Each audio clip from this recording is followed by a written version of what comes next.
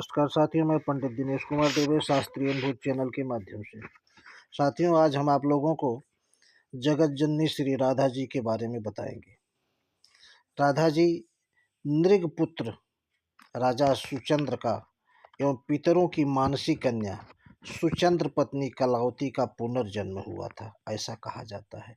सुचंद्र तो वृषभानु गोप के रूप में उत्पन्न हुए एवं कलावती कीर्तिदा गोपी के रूप में। यथासंभव दोनों का विवाह होकर पुनर्मिलन हुआ। एक तो राजा सुचंद्र हरि के अंश से ही उत्पन्न हुए थे। उस पर उन्होंने पत्नी सहित दिव्य 12 वर्षों तक तप करके ब्रह्मा को संतुष्ट किया था। इसलिए कमल योनि ने ही यह वर दिया था कि द्वापर के अंत में स्वयं श्री राधा तुम दोनों की पुत्री बनेगी। और उस वर की सिद्धि के लिए ही सुचंद्र और वृषभानु गोप बने हैं। और इन्हीं वृषभानु में इनके जन्म के समय सूर्य का भी आवेश हो गया था, क्योंकि सूर्य ने तपस्या कर श्री कृष्णचंद्र से एक कन्या रत्न की याचना की थी। श्री कृष्ण ने संतुष्ट होकर तथास्तु कहा था। इसके अतिरिक्त नित्य लीला वृषभान एवं कीर्तिदा, ये दोनों ही इन्हीं वृषभान गोप एवं कीर्तिदा में समाविष्ट हो गए, क्योंकि स्वयं गोलोक विहारिणी राधा का अवतरण होने जा रहा है। अस्तु, इस प्रकार योग माया के अंत में रासेश्वरी के लिए उपयुक्त क्षेत्र की रचना कर दी।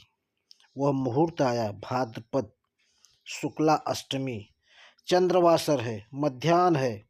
सहसा प्रसूति में एक ज्योति फैल जाती है, इतनी तीव्र ज्योति कि सबके नेत्र निमलित हो गए। गोप सुंदरियों के नेत्र खुले। जब खुले तो उन्होंने देखा कि शत सहस्त्र सरचंद्रों की कांति लिए एक बालिका कीर्तिदा के सामने पड़ी है। बालिका का नाम रखा गया राधिका। इस प्रकार अयोनि संभवा श्री राधा भूतल पर श्री विश्वभान एवं कीर्तिदा रानी की पुत्री के रूप में प्रकट हुई। देवर्षि नारद को अपनी आराध्या राधा रानी के आविर्भाव का समाचार मिला तो वे वीणा की झनकार पर हरिगुण गान करते हुए वृषभान प्रसाद के सामने आकर खड़े हो गए। वृषभान गोप की दृष्टि उन पर पड़ी।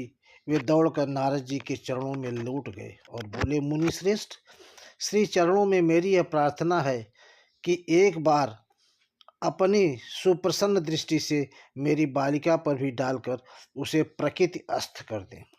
आश्चर्य में भरे नारद विश्वभान के पीछे पीछे अंतःपुर में गए। जाकर देखा कि स्वर्ण निर्मित सजीव सुंदरम प्रतिमा सी एक बालिका भूमि पर लौट रही है। देखते ही नारद का धैर्य जाता रहा। वे दौड़े तथा बालिका को उठाकर उन्होंने अपने अंक में ले लिया।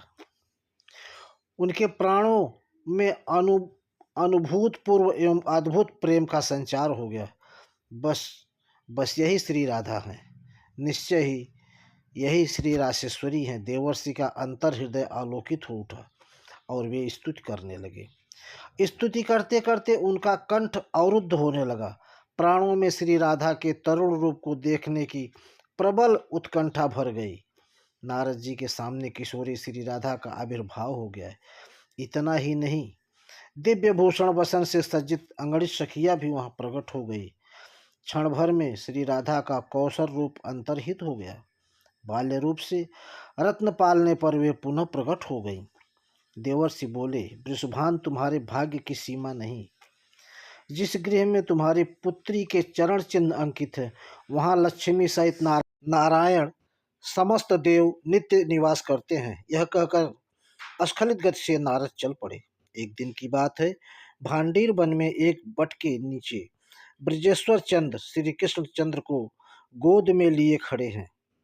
अचानक काली घटाएं घिर आती हैं। नंद बाबा को चिंता हो रही है कि श्री कृष्ण की रक्षा कैसे करें। कोई भी उपाय न देखकर ब्रजेश्वर एकांत में मन से नारायण का स्मरण करने लगते हैं, मानो कोटि सूर्य एक साथ उदय हो गए हों।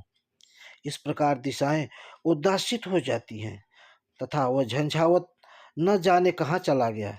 नंदराय आंखें खोलकर देखते हैं तो सामने एक बालिका खड़ी है।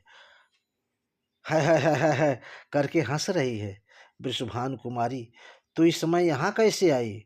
बेटी ब्रजेश्वर ने अचकचा कर कहा। किंतु दूसरे ही क्षण नंदराय को गर्ग जी की बातें स्मरण हो आई।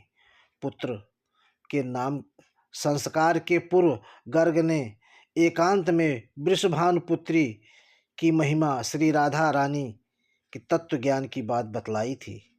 अंजलि बांधकर नंदराय ने श्री राधा जी को प्रणाम किया और बोले, देवी मैं जान गया हूँ पुरुषोत्तम श्री हरि की तुम प्राणेश्वरी हो एवं मेरी गोद में तुम्हारे ही प्राणनाथ श्री हरि विराजमान हैं। लो देवी, ले जाओ, अपने प्राणेश्वर को ले जाओ। नंदराय ने श्री कृष्णचंद्र को श्री राधा रानी के हस्त कमलों में रख दिया। श्री राधा रानी कृष्णचंद्र को गोद में लिए गहन वन में प्रविष्ट हो गई और वहाँ श्री कृष्ण 14 वर्षीय किशोर के रूप में परिणित हो गए और ब्रह्मा जी ने प्रकट होकर उनका विवाह करा दिया।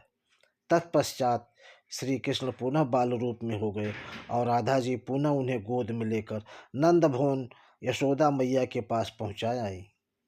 इस प्रकार से श्री राधा रानी श्री कृष्ण नित्य दंपति हैं तथा उनकी लीलाएं अत्यंत अनंत हैं, माधुर्य रस से रिक्त हैं। तो साथियों, ये रही आज की कहानी। आपको कैसी लगी कमेंट करके ज़रूर बताइए। धन्यवाद।